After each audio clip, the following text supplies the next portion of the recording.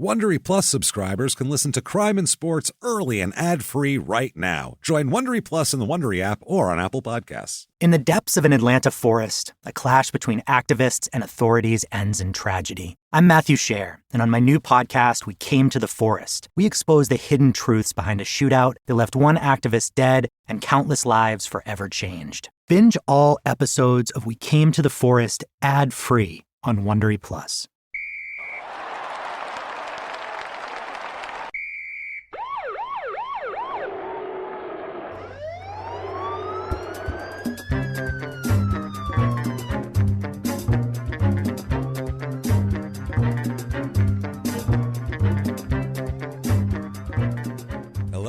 Welcome back to Crime and Sports. Yay!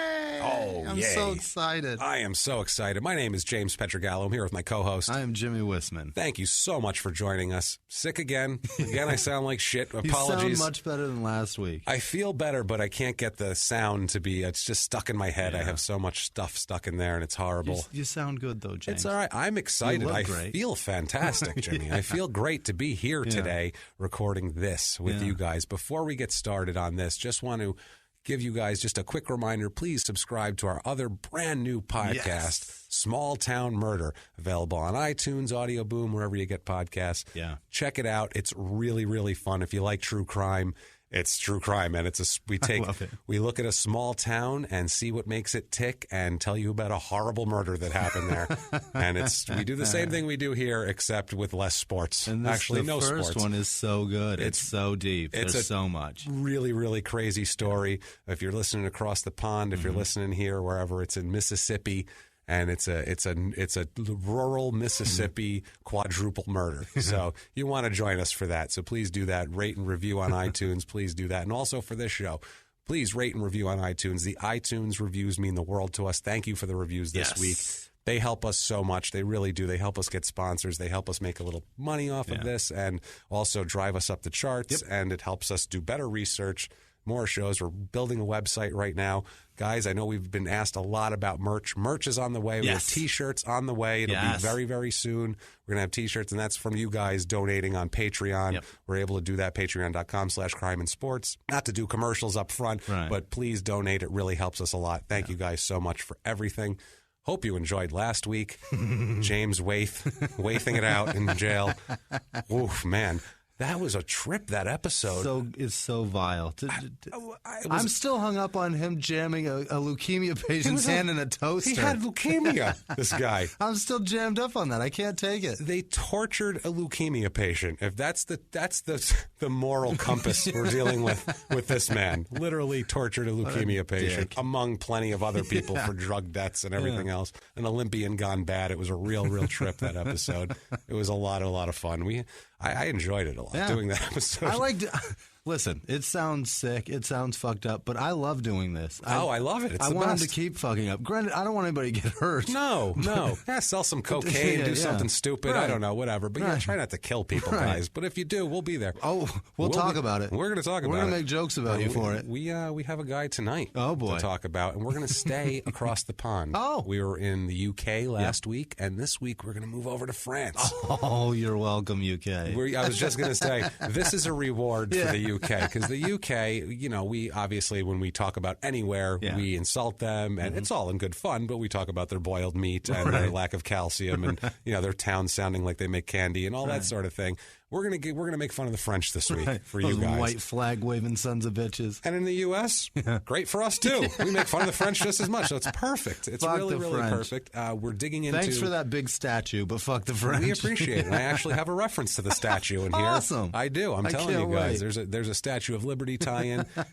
It's insane. And also, too, not only are we dipping into France, which is a country we've never set foot in this podcast, but we're also dipping into a sport that we've never set foot in on this podcast. We're dipping into rugby. Oh, Jesus. So basically this week, what I did... We're going to sound like such dipshits. Oh, I know nothing. And I studied all week. I looked at videos. I have descriptions that I read. I studied it like, if you've ever seen the movie Blast from the Past, where Brendan Fraser is in a bomb shelter for 40 years... That's when they tried to teach him baseball through a book. That's what I'm doing. Like, okay, the scrum, and then they get a Brendan Fraser movie reference. Holy shit! You've all seen I'll watch Blast from the Past right now. I will stop this recording. I'll sit down and I'll watch Blast from the Past. Okay, don't mess with me with Blast from the Past. I'll don't watch tempt James with Encino Man. I will no, not Encino Man. I'm not a Brendan Fraser fan. His parents are Christopher Walken and Sissy Spacek in that movie. Come on. For your birthday, I'm going to get you the whole Mummy trilogy. It's all yours. I think I don't like any other Brendan Fraser movies except for that one. It might be Alicia Dudley Do Right. It might be Alicia Silverstone. My teenage crush on her might have done it, I think, possibly. Who knows? Because I like Clueless also, so that she tells was you the a one lot. that got finger blasted on the roller coaster, right? By My God, I have no idea. I don't know. By I Mark hope not. Wahlberg. She was in Fear, right? Was she? I don't remember. I hope it was. I'll Google the shit out of it. I don't care. I hope not. For her sake, let's hope not. Let's hope she didn't get whatever diddled on a roller coaster by Mark Wahlberg. While it was rolling, while it was going, My goodness. The girl was getting fingered. It's fun. It's great. Well, let's get into tonight's Man of the Hour, right. we'll say.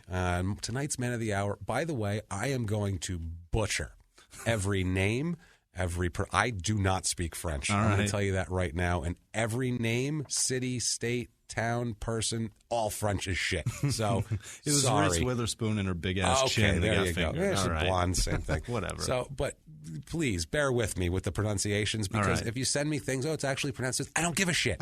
I don't care. I don't care. We got tweets a while back from people, and I appreciate the tweets, but we got people like, hey, actually, Bexar County in Texas is pronounced Bear. I don't give a fuck what you pronounce it. And that's Texas. That's America. So think about how much we give a fuck about France. If your county, place, town is not well known enough for me to have heard it pronounced, I don't give a shit how it's pronounced. And you put EAU together, and X's and I's and E's. And it's France. We're gonna fuck it up. We are gonna fuck it up, and let's do it tonight. It's Marc. Let's fuck his name up right now. Marc Cecillon. Stuttered. Marc Cecillon. All right. Because it doesn't look right. It looks like it should be Sicilian, but it's not. It's Cecillon. Is there L's in it? It is. I'll spell it for you. It's C-E with an accent over the E, C-I-L-L-O-N. So I think it's Cecillon. I've seen tons of rugby where they're saying it, and I believe that's what they're yelling in a foreign language because I can't fucking stand them, but it's okay. He's born in, here we go.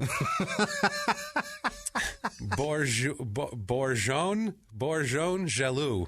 I enjoy when you stutter it. Bourgeon Balou. Each syllable gets done 3 times. Wow, I'm trying my best here. In Iseri? I don't know. I'm looking for Iseri. I don't know. In eastern France. Okay. It's in the Alps near Grenoble, where Andre the Giant's from. Yeah. So that's right. Anytime you mention France, how close to where Andre the Giant's from? Come on here. Which is funny. He's born July 30th, 1959, which means he would have been around to see Andre the Giant doing shit. How about that? He was the big crazy freak guy in Grenoble in this time period in the early 70s. He was around for that. It's insane. He could have gone to some freak show and seen him. He did. He probably knew Andre the Giant. In a leopard fucking leotard. Yes. What's it called when it's got it over one shoulder? A singlet with the one shoulder. Yeah, one of those. That's what wrestling Andre outfits. wore. Yeah, like a caveman. Yeah. It is actually Iseri, where he's from, was the name of the ship that carried the 214 boxes containing the Statue of Liberty over to the U.S. That's awesome. So there you go. It's named after that town. There is the town. He grows up to be a big guy. We'll get into his childhood, but when he's an adult, he's 6'3", 237. My God. Is his playing size, which is a big Frenchman and a big guy for rugby, too. He's known as a big ox here. He is known in rugby as the quiet man. So that is it. And his crime, gentle giant? His crime is anything but quiet. So it's really ironic. It's kind of like how James Waith judo is called the gentle way, while he's sticking leukemia patients' hands in toasters. So it's gentle. It's very, very gentle. Early on, both his father and his grandfather were rugby players. So this is a rugby family, and apparently his father and grandfather were well respected because of the rugby playing. So I think as a kid that would settle into you as I need to play rugby also. That's France's equivalent of being named Junior. It's the same thing, just playing rugby. Yeah. And in this region to the Bourgogne, Jaloux region, whatever, they have their own rugby team. It's very rugby-centric. Really? This is a rugby area. They're super into rugby. They're tired of being thought of as pussies worldwide. Yeah, absolutely. They're like, no, not us, God damn it. We play a shitload of rugby. You Nazis want to come in, we'll give you a lopsided ball and tackle you. I don't give a shit. Bring it.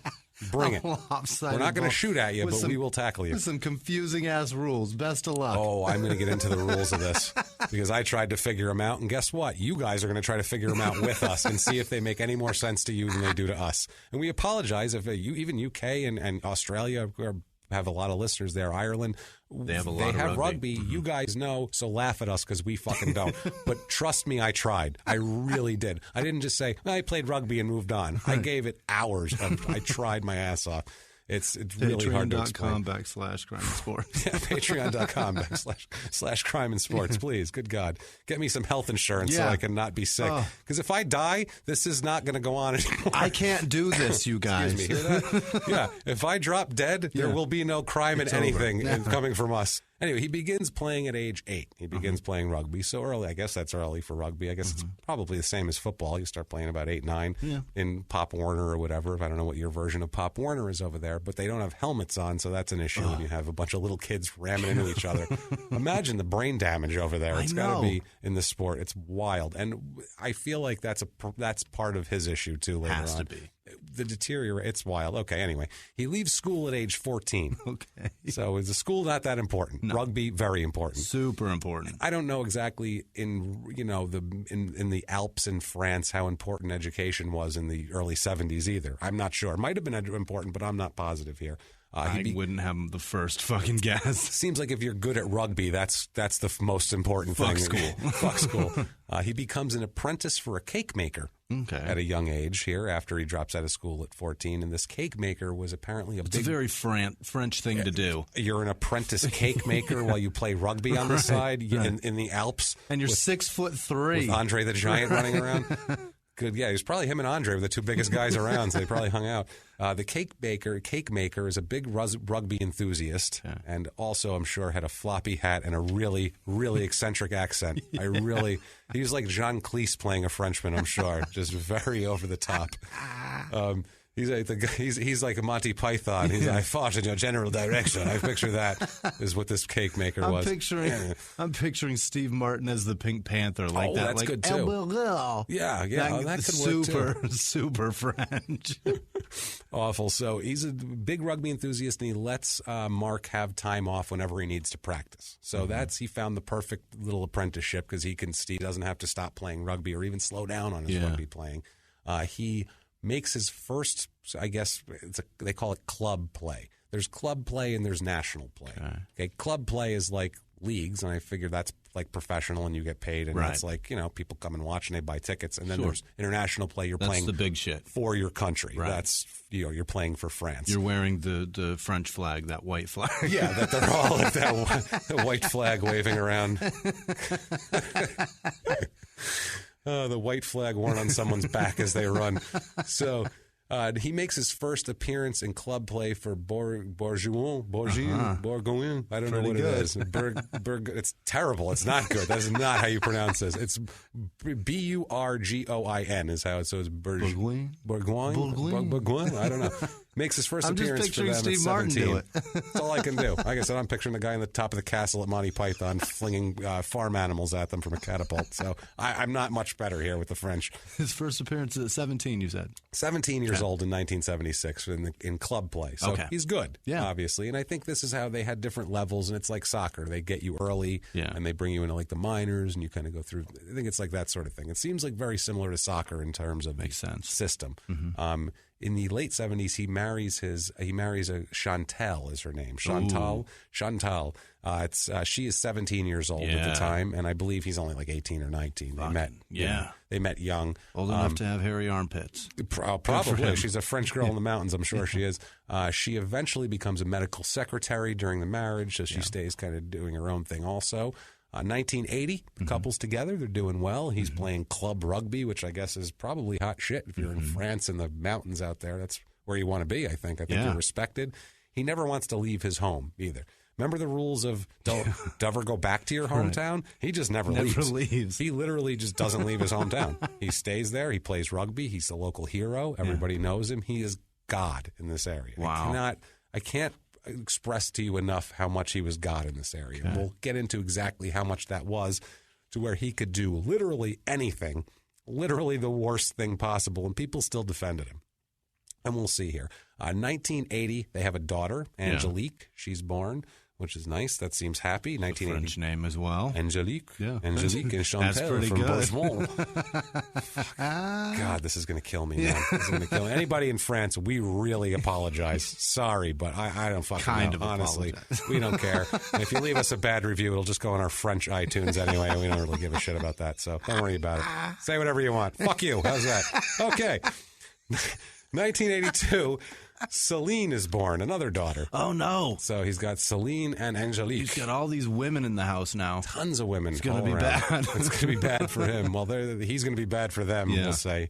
Now, he begins international play in 88. Wow. In 88 is his first cap, okay? Okay. Now, it says, I started out by looking at it, and the first thing they say about him, he was capped a total of 46 times for France. No idea what that means. Captain? No, that's what I thought. First, I'm like, capped as in like a pop a cap in his ass was the first thing I thought of. Like he got shot 47 times. Yeah, I'm like, damn.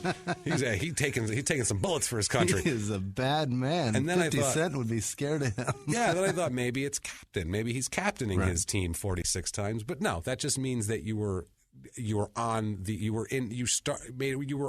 team for international play. You played a game. Basically means you were capped. That's your capped. Good so he was capped 46 times. From 1988 to 1995. Okay. So lots of international play for France. In 46 matches, he had 43 starts. Let's go over these points that I have no idea what they mean. 46 matches, 43 starts, 3 subs. So I assume that's substitutes because he had 43 starts. 38 points and 9 tries. Okay. I don't know what that means. Sounds good Is to that me. good? Tell us if that's good, because I have no idea. He was 6'3", 230 pounds. 38. That's all I 9 can tries. Seems like 46. You have more than 9 tries in 46 games. No tries. What's a try? And he's got points, so he tried more than that. Yeah, he was trying. I think, but 38. You get credit for giving an effort. Yeah. It's less than 1 point a game. I don't know if that's good or not. I have no idea. I looked at other people's stats to try to compare. None of it makes sense. So I tried. I really looked into this so hard. I tried so hard. I have no idea what I'm doing with this. He was captain of his team 5 times. Oh. So they liked him that way. He was really, really well respected. In November 5th, 1988 is when he scores his first international points for France. I believe it's his 4th game as a capped person. He has 4 points and 1 try in a win against Argentina. Okay. So I don't know if you get a certain amount. I don't know if a try in the gets first game points. He got 4 points. That was his 4th game. Oh, he got four points in the game. Yeah, but I don't know if that's like a field goal's worth 3 points, so you get 3, or if it's like you get 1 point as like a goal, you get 1. I don't know what it is. I have no clue. That's what I mean. I really, really tried to find out, and good Christ, I had to spend more time on them. I was to a point where I'm like, he's got crime I got to get into here. Like, I can't look at rugby all day and night. I can't be learning a whole new sport. He played flanker for the first dozen or so games, and then moved to number 8. Oh, for a game against Scotland on January 19th, 1991. That is his first game in the number 8 position. Okay. I'm like, he wore number 8. So what? That's not how it works. And I had to look it up, and I really tried here. I'll explain it to you guys right now. This was in his first game this was in a game against Scotland. He was moved to number 8 in 91. I assume that was a big game. Any of the English Empire is probably big for France. Now, rugby positions. This is what I got when I looked it up, okay? I'm going to give you guys, you come on this journey with us and with me sitting there at 3 o'clock in the morning trying to figure this out. Glazed over, like, huh? What the fuck? So I literally said, what the fuck, like 400 times. What? Am I reading this right? That's why I said I'm writing this word for word, and I'll see if anybody else understands this shit. Okay. This is what it says. This is the rugby positions, because I'm I got to find out what a number 8 is as compared to a flanker. You know what I mean? Obviously. So it says, here we go. Quote, the props, 1 and 3, bind on either side of the hooker, who's 2, to form the front row of the scrum.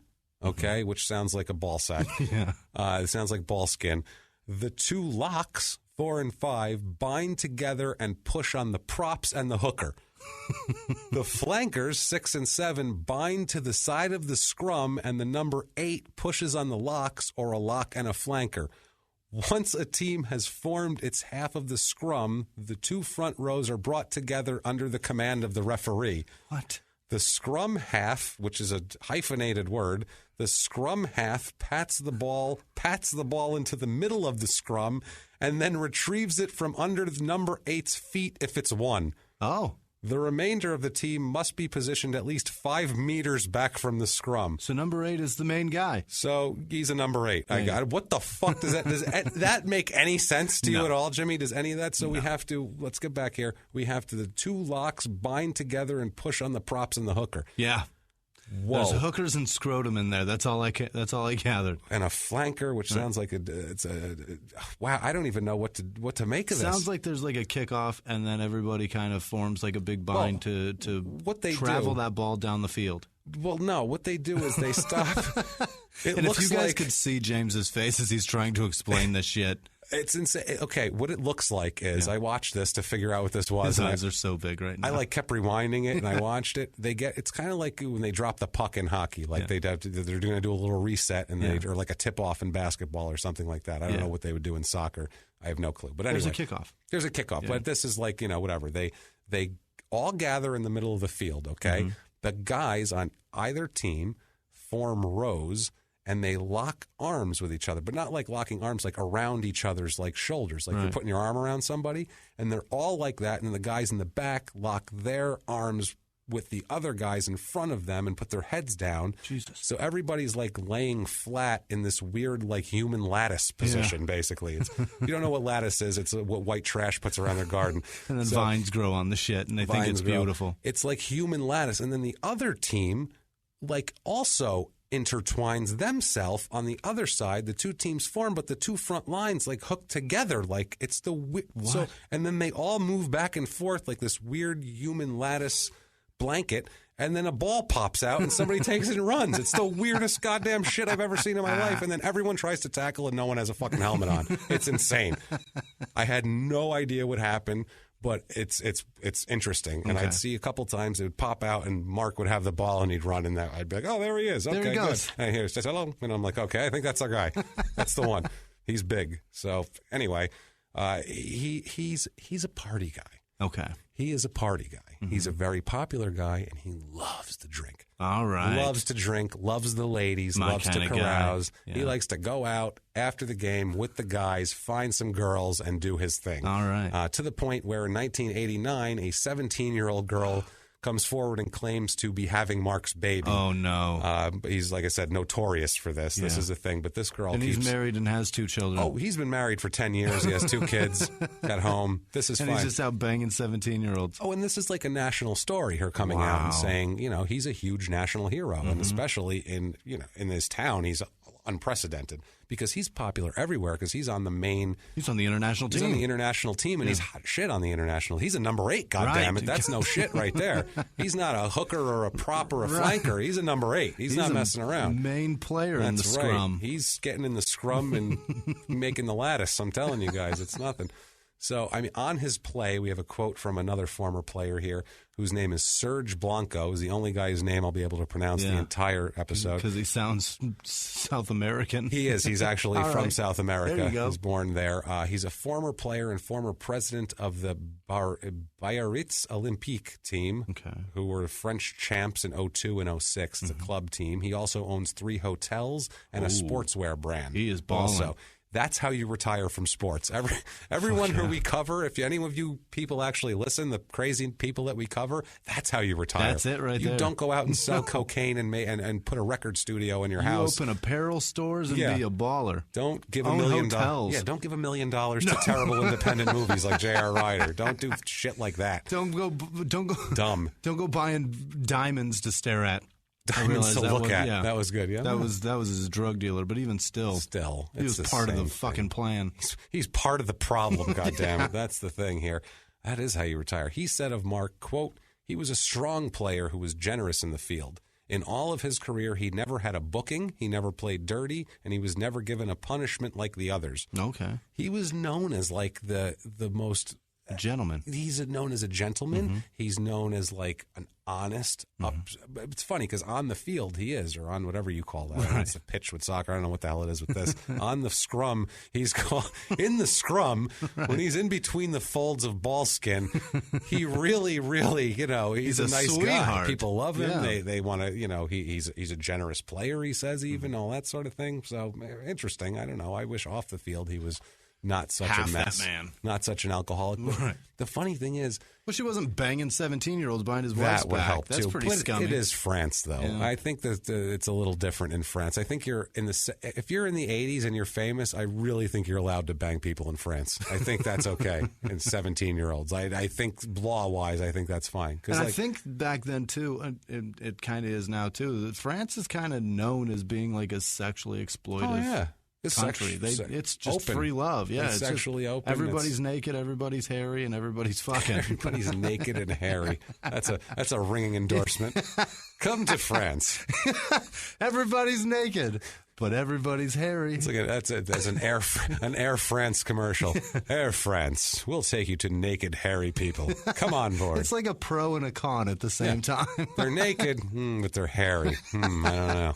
But they're naked. But that's they are naked. Yeah. But that means I can see all the hair also. So that's a problem. I don't know about that, if that's going to work out for me. I love it. Now, something happens here in 1991, and apparently this is a huge deal in England. So there's a nod to the English for this one here. It is in the 1991 World Cup quarterfinal, France versus England. So imagine the tensions running high there. Yes, of rugby, not soccer, or not football. Football. So, there is a big lattice of guys. They're doing the scrum thing, I guess. It's so weird. It looks like both teams are getting together doing like a weird celebration, and they're all going to pop up and be like, yeah, at the end of it. They look like soccer hooligans. It's so fucking weird. It looks so coordinated where I'm like, and I have all their heads are down.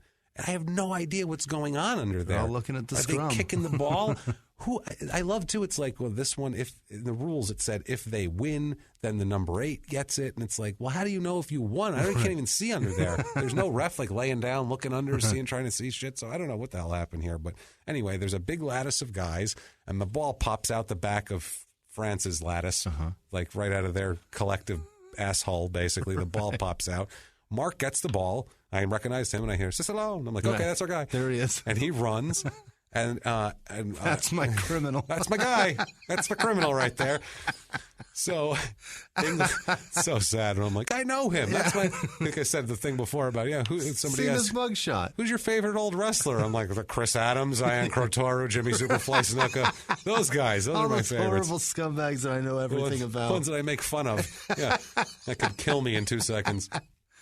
So he gets the ball and runs, and England's Mick Skinner hits him, okay? This is known throughout England as just the tackle. Okay. So it's got a nickname like Joe Montana's the catch. Yeah. I mean, it's that sort of thing. And there's articles about it like, it's happened in 91. There's articles from the last few years like remembering the tackle. Wow. Remembering the tackle. It's like a huge source of national pride, this tackle. And Mick Skinner is the one that delivered the tackle. He's the one who delivers the tackle on Marc because Marc's a big guy and Skinner's not as big as him. Now, the tackle, that's such a huge deal. And they're all like the best. Oh, my God, it was unbelievable. Right. He basically stops him from going forward and kind of holds on to him and drives him back. It wouldn't have made an NFL highlight reel. It's not the Christian Okoye, Steve Atwater hit. Nothing. It's the NFL, literally every play, there's 5 harder hits than that on the field. So I get that you're not having pads or helmets on, but that really wasn't that great of a tackle. It might have been a big deal that they stopped him, but they make it sound like they killed him. And it's like the biggest thing ever. He stopped him and drove him backwards, and it was impressive, but he didn't like pop him and the ball came out and he went flying one way and his shoe came off. Like none of that happened. It was just a tackle. Like, look, he stopped him. That Okoye shot is still one of my favorite things ever. Wonderful. That's a good one. That is great. I wish it was like that because I'd be watching that on YouTube. And it wasn't. It really wasn't. It wasn't that impressive. It's a waste of time. And the funny part is, too, I didn't know where he was going with the ball. So when he tackled him, I'm like, maybe that's good. Maybe he needs to go that way now. I have no goddamn idea because I don't know what he's doing. The ball didn't come out, though? Not when he tackled him. He held on to it, and I don't know how, because it's huge, too. Yeah. That ball is enormous. They're gigantic. When you watch people carry them, too, they look like they're uncomfortable carry. Like a football looks comfortable to carry, like it fits in your forearm, and you put it in your hand. You can tuck it into your rib cage. They just like hold it like they got a kid in a headlock, and they start running. It's like a pony keg that they're carrying down the fucking field. I got my 12-pack, and I'm running.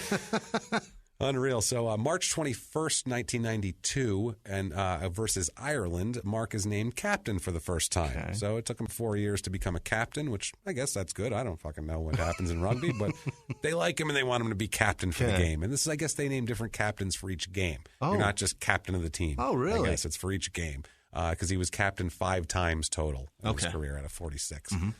So he says initially that he felt uncomfortable in the role of captain. I don't know why. I don't know what added responsibility the captain has in rugby because I don't even know how you score. So what a captain does is well beyond my form of recognition here. Now, June 17th, 1995, he plays his last international game versus South Africa at Durban. He has no stats, and the team lost. So I don't know. That's his last. That's his last international game. Congrats. I don't know. No more human lattice for you, buddy. He continues to play in club play, though. Okay. He's been with the Bourgeron, whatever the hell, Bourgeon. He's been with them since 1976. Wow. And he is on them all the way till 1999. Wow. So, yeah, that's a long time. 23 years on the same. That's his local team. Of getting your ass kicked constantly. That's what I mean, too. And we'll constantly, how many shots to the head has this guy taken? And he also, too, this is weird because there's a lot of news about him turning down offers. I guess he turned down a lot of offers to play in Australia, to play in New Zealand, to play in other countries because he didn't want to leave home. Wow. He liked his home area. He was a hero there. And he was like, what the hell do I want to go over there for? I'm going to stay here and change of scenery, drink every night and different carouse. Chicks to fuck. There's 17-year-olds here that I know will give me the time of day. So what the hell? He stays there. But he leaves in 1999 and signs with Pierre. Pierre. He signs with that Paris. He signs with them in 1999. He wasn't happy about it. Sounds very dairy filled. It sounds. I think it is very white, heavy cream sauces. Yes, just very heavy, very creamy, very very creamy. Yeah. So he plays there all the way until 2003 when he retires from rugby.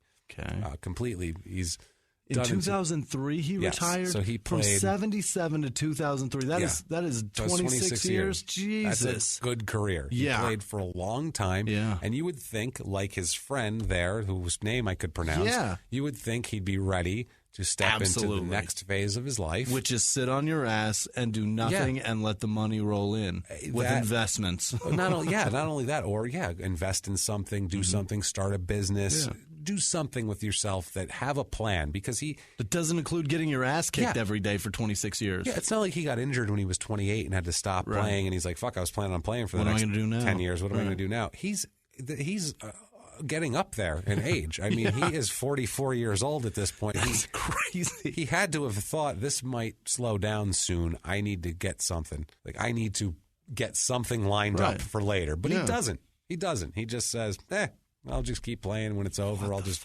drink myself into incoherency. Is that what he does? That's what he's doing all the time.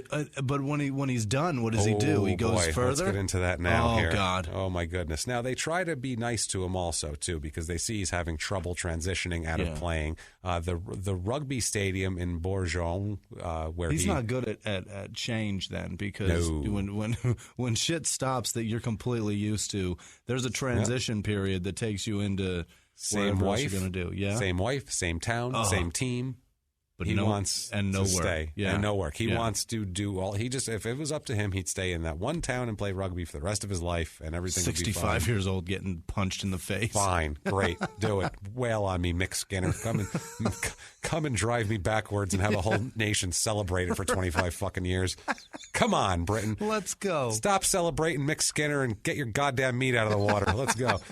So you deserve that. I'm making fun of France for fucking 2 hours. You deserve that. So the rugby stadium there in Beaujolais they name a section after him, like a whole section of seats they named after him. That's the Marc Cecillon section. Chicago doesn't have a Michael Jordan section. No. Well, I mean, he was there for 26 That's or 23 pretty years, and he's the hometown hero, and they try to make him kind of an ambassador to him.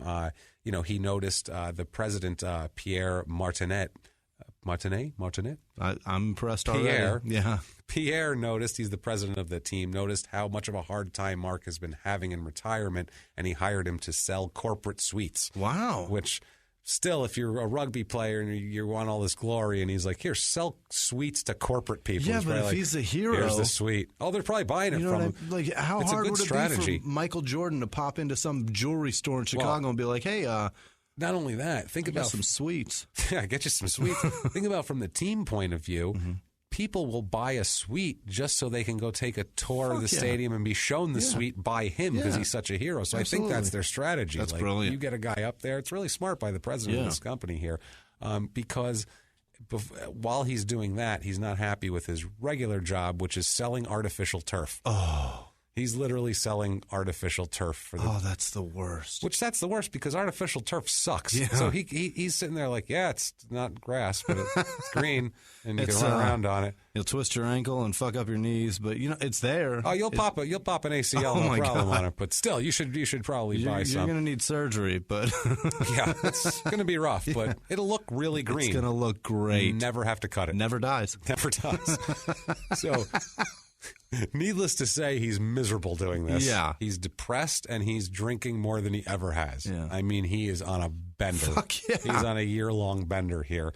There is gossip always around among the rugby wives too about his he has mistresses. They always talk about the rumors of an still he still has mistresses. Oh, he's out carousing. I mean, he's out, he's drinking, he's partying. Please suck this because I don't want to go back to selling AstroTurf tomorrow. God damn it. Please suck this. I don't want to sell corporate suites either, for fuck's sake. So also too, it's constant rumors always when you talk to him. It's like, oh yeah, him and his out of wedlock son, right? God. There's that from 1989 that keeps coming up. This out of wedlock son that's never been substantiated at this point. Yeah, but whatever. The couple themselves, him and Chantal, have problems. Of course, they have problems. Most of it is because Marc's a drunk. Yeah, he's drunk and he's often jealous. He always thinks she's having an affair. Because he is. Because he That's is. That's a guilty conscience, babe. He's a drunk guy who's out screwing anything he can drop his dick into. Right. He's obviously going to think she is. These chicks will bang me, so who are you banging? Who are you? Exactly. Right. So, and he goes into jealous rages, and it's mostly because he's drunk, I think. When he's drunk, we'll get into, he has no control over anything. He's a mess when he's drunk. He's a useless person when he's drunk. That's too bad. And everybody's afraid of him. They don't want to be around him. Yeah.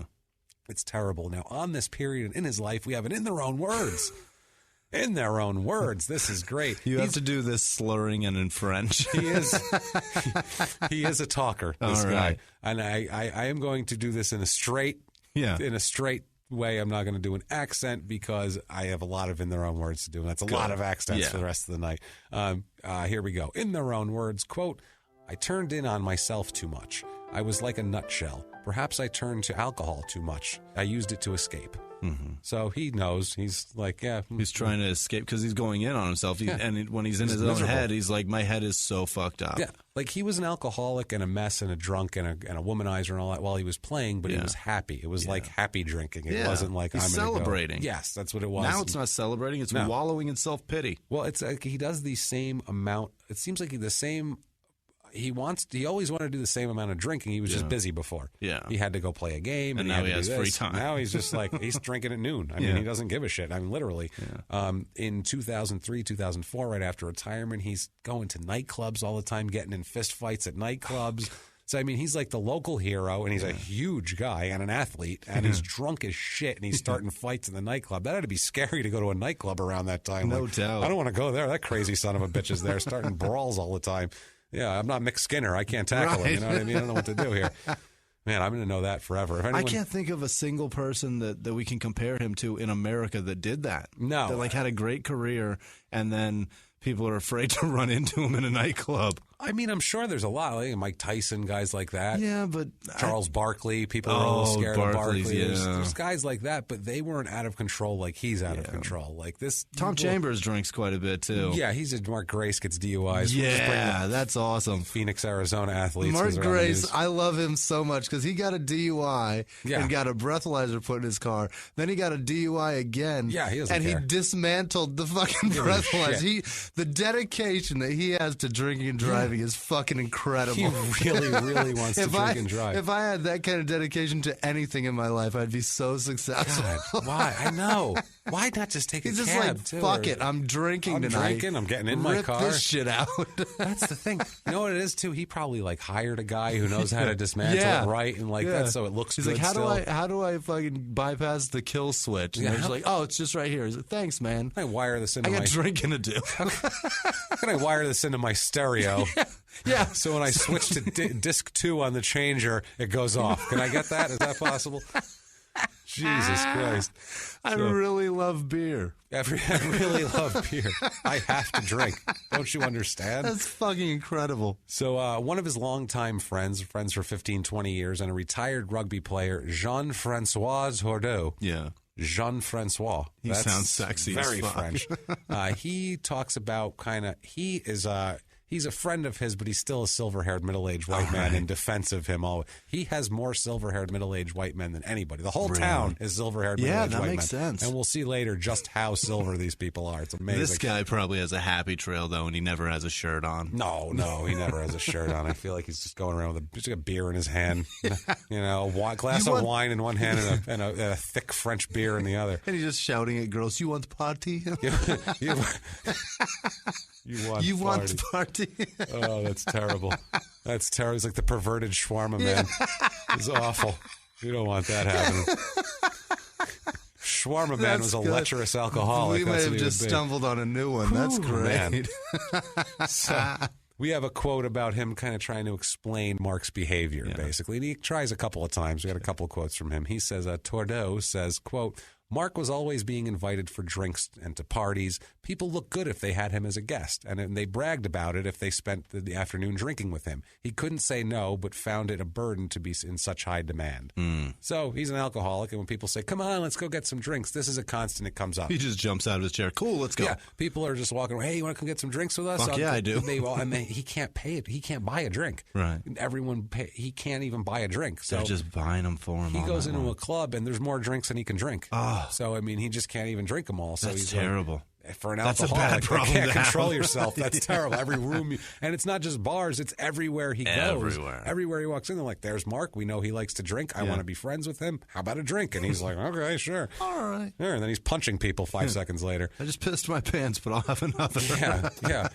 In the 1980s, a rosé swept the country. Hey, Mike, I really like this White Zinfandel. Well, good. Now put it down. I'm going to try another one. White Zin became America's top-selling wine. But most don't know that this sweet drink has a sour history. What began in 1986 with counterfeit bottles, a big fraud, a multi-million-dollar fraud, sent investigators chasing one of the most powerful families in the business, the Licciardis. But the closer the feds got to them, the more dangerous things became. It's a story of deceit. At the time, I was paranoid. Threats. You touch my kids, I will kill you. And murder. With a .22 caliber bullet to the head. What started with a scheme to mislabel wine spilled into a blood-soaked battle for succession. Welcome to Bloodvines. You can binge listen to Bloodvines exclusively and ad-free on Wondery Plus. Join Wondery Plus in the Wondery app, Apple Podcasts, or Spotify. Everyone out there should listen to Small Town Murder. You really should, mainly because you never know who's next door. And that's the point of this show, really. You never know who is next door. You never know what's going to happen on Small Town Murder. That's what makes it so wonderful. The only thing you do know is that people are going to die, and we're probably going to make jokes about it. That's it. That's all we can promise you. We dig into these towns, we see what makes them tick, from local legends to scandals they may have had, and of course, the biggest scandals of all, horrible murders that take place there. and we put our, what I feel is a completely appropriate comedic spin on the whole thing. And you know you need a laugh right now, so get in there, listen to Small Town Murder, follow Small Town Murder on the Wondery app or wherever you get your podcasts. You can listen to Small Town Murder early and ad-free right now on Wondery Plus.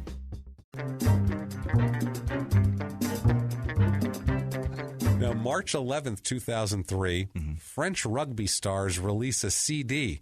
They release an album it's for a good cause, to fight abuse and violence against children, which is great. But it's just like J.R. Ryder and the NBA album. It's the same thing. And these guys, they're not rapping, they're singing. What? So it's terrible when people who can't rap are rapping, but it's way worse than people who can't sing rap shit, because they're like we have a friend who does karaoke all the time, and she'll only do rap because she's like, I can't sing, so I do the Beastie Boys because anyone can do that.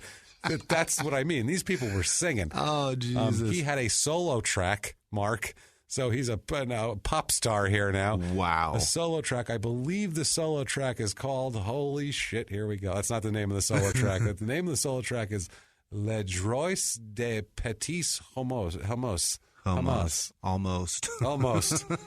That's the name of it. I don't know what the fuck that means. I'm sure it's a terrible song. The word small is in there, I know. I don't know anything else. But it's I a don't small know much world? French. Is that the word? I believe he's saying his own cover of It's a Small World After All, I believe. And he did it in the Asian accent that they have at Disneyland. And he sang it over and over and over and over. I don't know. It's a small world. I don't know. I don't know how to do. I don't know how to do. I tried to sing this song, and it's, I don't know, never mind. Fuck the children. And then he drank some wine. And his friend and he surrendered. Mark, you want party? You want party? So good. Unbelievable. 2003, the family starts to notice. Chantal and her family start noticing him drinking so much and being abusive and being everything else. So they beg him to get help for his drinking. They say, please go to detox, do something. He refuses, obviously. He's just pissed in the lazy boy. Yeah, he's like, I'm living my life here. And you're not even sitting in it. No, what the fuck? Have you heard my song? I'm fine. Are you kidding me? I got poor Les Droits des Petits Hommes. I'm all good. Don't you know that shit? I'm a pop star. I'll drink what I want, motherfucker. I want party. I want party. You bring party, I take party. Yeah. You drink, okay. Okay. So, French rugby, this is on his transition. This is in 2015. They are talking about him still. French Rugby Federation president, which French Rugby, anytime a federation, it sounds completely illegitimate to me because it's the World Wrestling Federation back in the day. So whenever I hear federation, it sounds fake, or it's like Federation of Intergalactic shit with some Star Wars thing. I don't fucking know. So it always makes me laugh. When I was a kid, we rented videos from Confederated videos. Anytime I hear federated anything, you're thinking of videos. I'm just thinking of people that steal. You're like, maybe I can get Fast Times at Ridgemont High and see her boobs for 3 seconds tonight. That's what you're thinking when you're 10. And they're going to charge me $15 for a late video when I turn it back. It's terrible. Fucking thieves. So the Federation president, Marc Cecillon, he says, quote, he was one of the victims of the transition from amateur rugby to professional rugby. Today, there are means for helping sportsmen start a new career. In those days, these tools didn't exist. So basically, he had a hard time transitioning, like many athletes do here. But apparently, they have a thing to help them now transition into their next career. It's tough not to be the hero anymore. It is, especially if you're that for 26 years from the time you're 17. I can't even imagine. From the time you're 17. Like, you don't even have another identity. I'm 35 right now. I'd still be in the heyday. Yeah. That's crazy. And he played since he was 8. And even when he went to work for the cake maker, they let him go do rugby practice. I mean, he is all about rugby, and everyone around him bends over backwards for his rugby. The cake maker doesn't care, and the teams don't give a shit what he does out there because they covered it up. The teams knew he was drinking this much.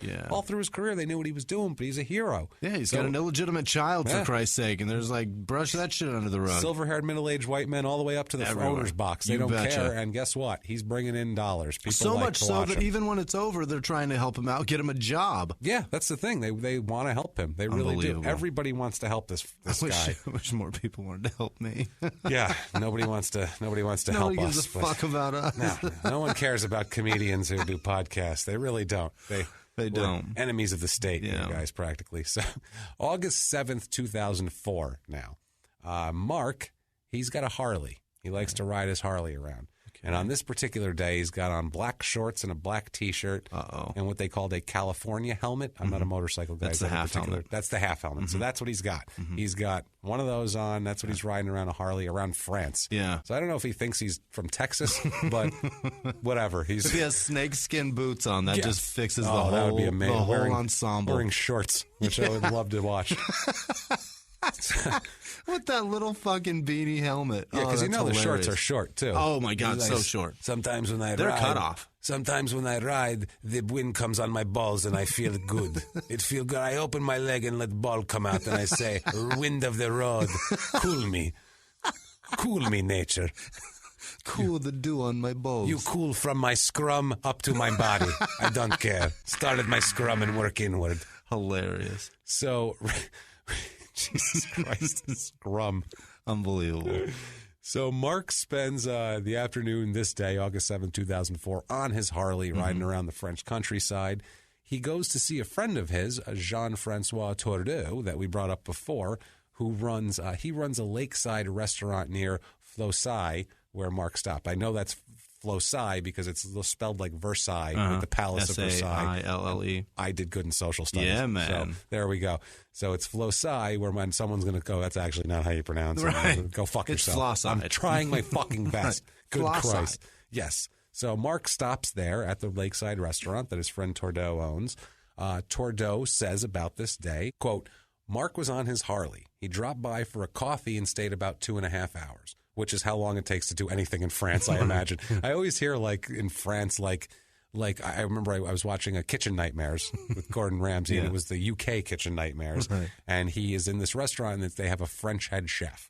And the guy's like, actually, it was the restaurant wasn't doing well financially, but the chef was really, really good and talented and everything like that. And basically, Gordon was trying to explain to him, Gordon Ramsay, that, look, it's too long. People are sitting here for a long time, and you need to turn over tables, and it's a tasting menu type thing. It's a big, long thing. And the guy said, in France, people like to sit for, 2, maybe 3, maybe 4 hours for a meal. So I like to provide for them. So he was sixth of the day? Like maybe 3, maybe 4 hours. And he was dead serious. And Gordon's like, well, this is fucking Scotland, because this restaurant was in Scotland. He's like, no one wants to eat a 4-hour meal in Scotland. Get your shit together. They got to go home. And he said it exactly like that, with bleeps and everything. He looked at him like, are you out of your fucking mind, you dumb French asshole? Because I love how Gordon Ramsay's constantly making fun of the French because he's English and he hates them, and he grew up in kitchens in France. But anyway, so that's what I'm imagining. He wanted to make a reference to the white flag and how chefs wear all white. Yes, exactly. It's perfect color for you. Perfect color, pussy. So he stays... You cunt. Drinks wine drinks coffee for 2.5 hours. Jesus. I assume that he drank more than coffee, too, if he's going to be at this place for 2.5 hours. He drinks other things than coffee, so. He hung out. Now, the quote continues here from Tordeau. He said, we had played boulet, which is bocce, by the way. I looked that up. That's bocce ball, basically, the night before, and he had won. He wanted to stay on and play again. He did not want to go to the party. Okay. Now, this party that he's discussing on the night of August 7th, Mark is supposed to be at a party with his wife, and the party is thrown by Christian and Babette Begay.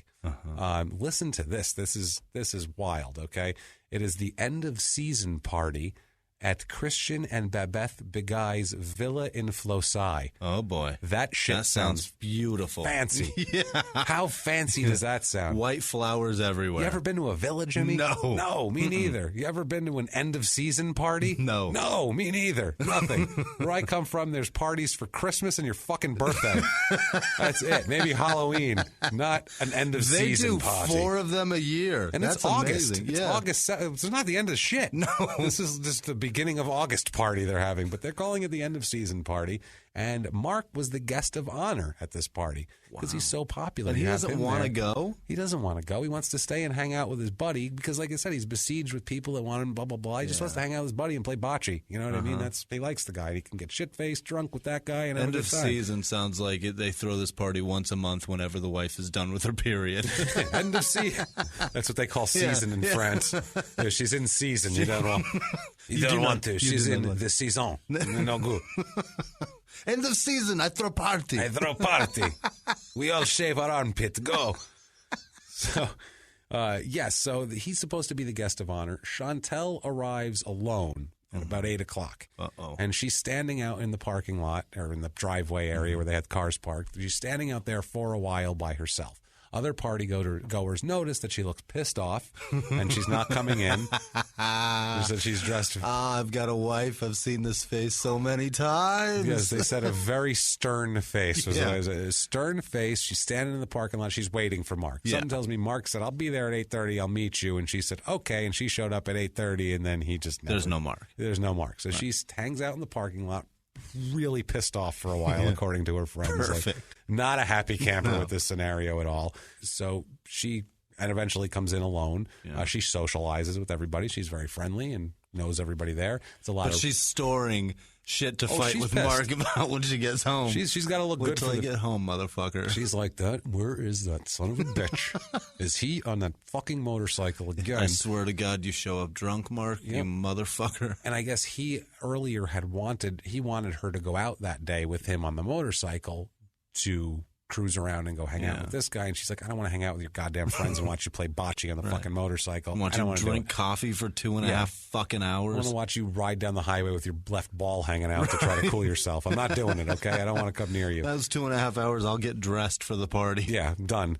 So Mark arrives at the party at 11 p.m. Uh-oh. He is like 2.5 hours He's late. wasted. He is in deep shit with the wife. He's in trouble, and he is hammered. Absolutely. Hammered. Drunk as shit. Riding a Harley. I mean, he's belligerent immediately. Can you basically. imagine?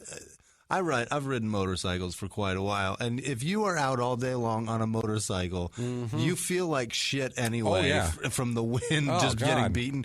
And he's drunk at the same time. Hammered. He looks terrible, and he smells worse. And he's still got the same black shorts, and he's got the black shirt. Yeah. He comes snakeskin boots, and he hasn't taken the helmet off, even though he's inside. He's drunk, and he's like, what are we doing? This is a garden party. Everyone's outside. It's an end-of-season villa and he's garden walking party. around with his California helmet on. Not to mention, Jesus, he was too. That's what he had on when he arrived. Of course. Yeah.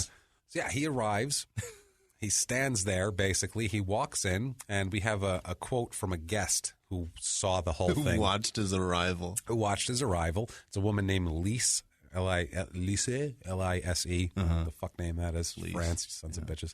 So anyway, she says about Mark, she says, quote, Mark was standing by the refreshment bar while almost everyone else was sitting. He kept drinking. Chantel was well dressed. He completely ignored her. Not everyone knew about it. We all know that when Mark is drunk, it is better not to approach him. He takes everything wrong. No one wants to invite him out in the evening so much it can spoil the atmosphere. So basically, like when she doesn't like him. That's the thing. She does not like him at all. Jimmie, this is so weird. Everybody, this is insane because as this goes on, this whole story, it's so split between men and women. Yeah. Men are on his side 100%. Yeah. None of the women that like him. That woman hates him. She hates his guts. Read that statement again because she goes, she was well dressed. He didn't say a thing to her. He said Chantel was well dressed. He completely ignored her. That's something that a woman that's on the side of the woman says for sure. And then that last part, say that last part again. No one wants to invite him in the evening. Yeah, that's the woman that's like, drunk. Nobody wants him around when he's drunk. He's an asshole. So much it can spoil. It can spoil the atmosphere. That is like a classy way of saying he shows up and fucks shit up and pisses in the fountain. You don't know how many times he's fucked up nights that I've had. He shows up with his ball hanging out, pissing in the fountain. He's a mess, this guy. A goddamn mess. He showed up drunk and he continued drinking. She looked great. He didn't say a word. Then he pissed in the fucking fountain. Not even just the one in the garden. No. He pissed in the chocolate fountain. It was a nice chocolate fountain. He pissed in the fondue fountain. It was a whatever the French chocolate. I don't even know what a French chocolate is. I don't know. I'm guessing fondue's French. Some French shit. It sounds right to me. Fine. So Golden Corral is French, you're telling me? Okay, moving on. What the hell? I'll buy that. They try to class that shit up. Class it up here. We're French now. So Mark eventually sits down with Chantel and Babette here, the hostess of the party and his wife. Babette gets up. First of all, they're happy. that he sits down because they think this is so much fun. I want to be at this party. I do. This party sounds fucking amazing. It's about to not be as fun in a minute, but it's really fun for now. Yeah. But they're happy when he sits down because they think he's going to eat. And they're like, good, we can get him some food. It'll soak up the alcohol, kind of just take the edge off him a little bit. Also, too, we don't have to shadow him, make sure he doesn't fall down. Just let's sober him up a drop. Maybe he'll put his ball away and calm down, and everybody will be happy, right? I love that his sack's out this whole time. Oh, his scrum is kicking it right in the mix here. Front and center. Scrum front and center. His balls are the fucking guest of honor. They are. We have our guest of honor. We have Marc and his ball hanging out of it. It's very cool from the ride. So oh Jesus! Babette gets up saying that she's going to go get him a plate. The hostess is going to fix him a plate because she's like, I'll get you some food. Yeah. Probably lots of bread. Tons of bread. Lots of bread. Let's soak that up. Bread. And she really was like looking around like, everyone's like, yeah, get him some food because everyone's like trying to not say what a fucking drunken disaster he is right now. He says, quote, I don't want any of your disgusting food. That's his answer. He's the guest of honor and these people's beautiful mountain villa at their end of season parties. They probably have wonderful, delicious food. The spread is incredible. Oh, it's probably amazing. Yeah. Raw oysters, I'm sure. They're in France. It looks like a Gabriel Iglesias green room. His green room is fucking amazing. There's caramel dipping sauce. There's meats everywhere. It's fantastic. There's fruits. That's what it looks like. This is like that, but classy. Yeah, and it's on a naked body. This is class right here, So she's like, I don't want any of your disgusting food, he tells her. I just picture him all drunk, too. I don't want any of your disgusting food. But actually in French, obviously. Slurring the fuck out of it. She says, quote, stop making, and that's as far as she gets because he slaps her. Oh, shit. He slaps her in the face. He slaps the hostess of the party in the face. Stop making whack. That's offering him food. I'll get you some food. Oh, yeah? Psh, how about a smack you instead? He didn't even let her. Wow. She could have said something like, stop making, I don't know, that chair sticky. Yeah. Stop making everyone uncomfortable that your balls are out. Yeah, something. Anything that would have maybe been slightly insulting. She instead said, I'll get you some food. And he insulted her and her house. And she was, I think, she was probably going to say, stop making a big deal. She was probably going to, try to just say something nice. Right. And from what I understand, it wasn't a little smack. It was a rugby player smack. They said she corkscrewed. So I think he smacked her and kept her spinning in the rotation. So yes, we're laughing. Yes, he hit a woman. It's horrible, funny. But holy shit, this is like ridiculous. Because it's French. Yeah. If they didn't have French accents, it'd be like, this is horrible. But the fact that it's like, stop making, and he smacks her and corkscrews her. At least he smacked her and didn't punch her. You know what I mean? It's in the Alps. Yeah. This isn't a snow globe. It's not real. You know what I mean? To me, it's weird. It's just such a strange. These people live in a snow globe. It's so terrible. Oh my God. So he slaps Babette. So Babette's husband, Christian, comes over and punches Marc in the face. Wow. He just runs over and hauls him. Marc doesn't flinch. Oh, no. Because he's huge and a rugby player, and too. Drunk as fuck. Drunk as shit. So he basically just takes it, and that's that, basically. So a bunch of the other rugby players, because this party is mainly rugby players, rugby player wives. It's that circle, Yeah. A bunch of the other players come over. Oh, Marc, come, because they know he just got punched. Shit just got real. This place is going to be on fire in a second. He is going to napalm this son of a bitch. It's going to be a mess. So they all calm him down. Chantel's crying. She's all afraid because he just smacked her friend. Yeah. And he apparently, from later on, we find out, he kind of understands that this is probably the last straw with his wife. Yeah. Because his wife has been not dealing with enough. She's been dealing with his bullshit and his everything else. So smacking one of her best friends at their end of season villa party. Now her statement makes a lot more sense too. Yeah, exactly. So anyway, he's there. At this point, he's asked to leave. Oh yeah, shocking. Yeah. You think? That has to be the only way you can get thrown out of a party held in your honor is to smack the hostess in the face. People that threw you the when fucking they party. offer you food. They didn't call him ugly. They didn't tell him to put his ball away. They literally offered him food. They didn't even cut him off. No. You know what I mean? They didn't even tell him no more drinks. They just said, keep drinking, but here, put this in there too. And they didn't even say that. Right. She didn't even say like, hey, you've had a lot to drink. Let me get you some food. She's like, let me make you a plate. He knew. I picture her all happy. Let me make you a plate. Right. Trying to play it off like, let's get him some alcohol. Get some fucking food like, in you. Fuck you. I don't want any of your disgusting food. Wow. Your food's disgusting. Mark goes to leave because he's being kicked out. He calls for his wife to leave with him. He says, let's go. We're leaving. And she says, no, I'm staying. I showed up without you. I'll leave without you. Not to mention just hit my friend. I kind of want to smooth that over a little bit. Let's like to not take the blame for what you just did. Yeah, that'd be nice. I'd like to do that. So Mark leaves the party. Okay. He drives back home and he returns back about a half hour later. This is a little after midnight. He comes back. Okay. Now, the guy's teenage son, Alexander, is in the bathroom of the home. This overlooks the driveway. So he sees him arriving. Okay. Here's the Harley pull up. He hears the Harley pull up. Oh, God. He sees him walking up the driveway. And by the way, the driveway is lined by a vineyard. Oh, that's beautiful. A picturesque. It's amazing. It's so nice here. It's a picturesque villa I'm just picturing this. I'm like, God, I want to be at this party. Yeah. And I'm picturing too, it's outside garden party. It's probably beautiful out. They probably have good food. There's linen clothing everywhere. It's so much Tommy Bahama. It's so beautiful. The French classy version of that shit is. That's like what 55-year-old guys that have done half decent in the stock market wear here. Like, I'm going to get my cigar and my Tommy Bahama shirt and head to the beach. They would have kicked that guy out in 3 seconds. Some middle shelf scotch and wander around like he's somebody. I feel like there's a lot of like tailored clothes here. Yeah. Oh, yeah. That's exactly what it is. Yeah. All these clothes were made for these people like costumes. I feel like perfectly around every curve of their fucking weird French body. Absolutely, their weird lumpy wine bodies. So he sees him walking up the vineyard-lined driveway. Yeah. He sees Mark tuck a gun into his shorts. Oh, shit. Shit's getting real now. So he left for a half an hour and came came right back.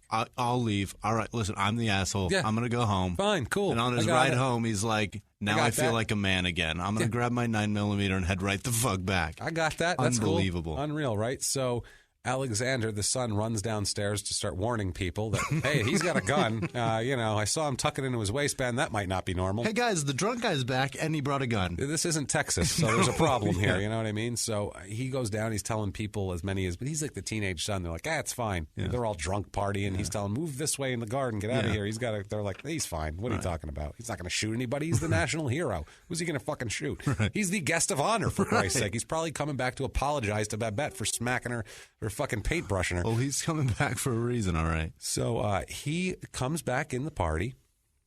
First thing he does is talk to Christian. Mm-hmm. Christian, the husband of Babette, who punched him. They have a conversation. It's a very calm conversation at this. Mark is calmed down. Mark's not mad at him. Christian's like, look, man, you can't be like hitting my wife. Right. Like, you know what I mean? Like, you can't smack my wife in my own house. You can call my food disgusting all you want. Whatever. Try not to hit my wife, please. Right. It's a simple request. It's odd. When I was married, I had that rule too. Is I invite people over and I'd be like, hey, while you're here, just don't smack my wife. Well, thanks. And then, I'd appreciate that. I'd appreciate it because you have to tell people sometimes. Sometimes they just think you're allowed to smack whoever you want. Just want to tell you, in my house, we don't hit my wife. Also, keep from molesting my kids. Thank you. I would like that also. Don't smack my wife. Don't diddle my kids. Don't fuck my kid. Don't fuck my wife. Also, don't punch my wife. All those, everything else, whatever. All this shit goes without saying, I feel. I made a nice steak for you. If you feel it's disgusting, feel free to tell me. Feel free to smack not me or my wife. Just don't smack anybody, okay? So all's calm. He talks to Christian. Everything's fine. Mark goes to the table where his wife is, like he would normally. He's coming back to apologize, right? He apologizes to Babette. He apologizes to his wife. He apologizes to everyone at the table. He says, I'm very sorry. He gives some excuse, just I'm very sorry, whatever, and turns to leave. Turns to leave. And everyone's like, oh, all right, well, he's drunk and whatever, shit gets crazy. Told you so, dumb teenager. It wasn't a gun. He was fixing his nut that fell out. Yeah, he's just fixing his nut. And I feel like, I don't know, and I don't know this for a fact, but I feel like domestic violence is taken lighter in France than it is here. Because maybe it's not, but Here, if you smacked a woman, you cannot come back to that party, especially if it's the hostess. You can't come back to the party. All my education about France is from Pepe Le Pew, and he smacked a lot of people. Yeah, he was really misogynist. He was smacking people. He was trying to rape skunks. It was always cats. fucking and slapping. Fucking and slapping. Well, he turns to leave, turns back around with his gun out and shoots. Okay? He fires his 357. Oh my God. So this is not, if you don't know anything about guns, that's about as big a handgun. Cannon. It's a cannon. Yeah. It's a Dirty Harry gun, basically. It does some damage. Yeah, well, that was a 44, but whatever. But it's same gun. It's 357. It's a giant bullet. A big fucking bullet, and it's a 6-shot revolver. It's nasty. It's big. It's a revolver, You only too. need 6. You only need 6, and you don't even need that. No. He fires 5 times. Oh, my God. At his wife.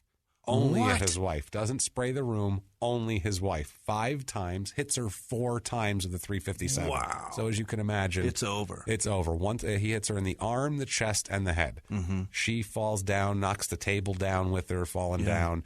The people at this point at the party. First of all, I must say also too.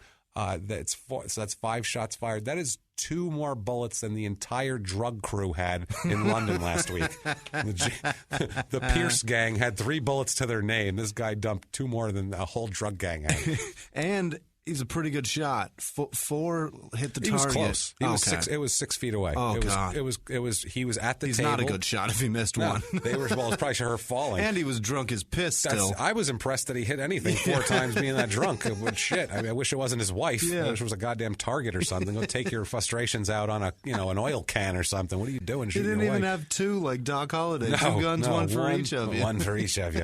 No, he has this, and he fires 5 times, hits her 4 times. Like I said, she falls down. And knocks the whole table down. Yeah. The guests obviously freak the fuck out. Yeah. You know how loud a 357 is, and a nice quiet garden party. That'll especially too, because it wasn't like there was screaming, and then gunshots. He came over and calm. Nobody even noticed what was going on because it was calm. And then he just fired shots. Wow. So the guests jump on him. Mm-hmm. They try to subdue him. So he's he only got shoot one anybody left. else. The son, the big guy's son, Alexander, tries to tackle him from behind, and they say he bounced off him like rubber. Oh, I'm sure. This guy's 16. He's a brick shithouse, and there's some teenager trying to tackle a guy who's been people have been trying to tackle for 25 years, unsuccessfully, except for Mick Skinner. So they're trying to get on him, and these are all rugby players too. This isn't like he's a bunch of science teachers. Right. These are rugby players. It takes more than a dozen of them to get him to the ground. That's how much he's drunk, and he's huge, and he's wild, and he's strong, and he's angry, and they can't get him to the ground. They finally wrestle him to the ground, and when police arrive, he is tied to a chair with with an electric cord. Awesome. That's what they use to tie him to a chair. They're like, it's like they captured, Gulliver, and they're just like, I don't know, they just pinned him to the chair. He's freaking out, right? He's yelling for his wife. He also sustained a pretty good head injury from this. Yeah. I'm sure somebody clocked him a few times in the head or hit him with something because it was just a melee. I mean, they jumped on him. They couldn't get. He was throwing people off, and they're trying to tackle him. So I'm sure somebody knocked him good in the head one time. So he's got a pretty good head injury. He yells, "Quote: Where is Chantel? I want to see her. It's love that did that. I love her." That's his quote. Freaking out in the chair afterwards. Like, wow. This is where I'd like to propose. So he's kind of aware of what happened. Yeah. But he wants to see the body?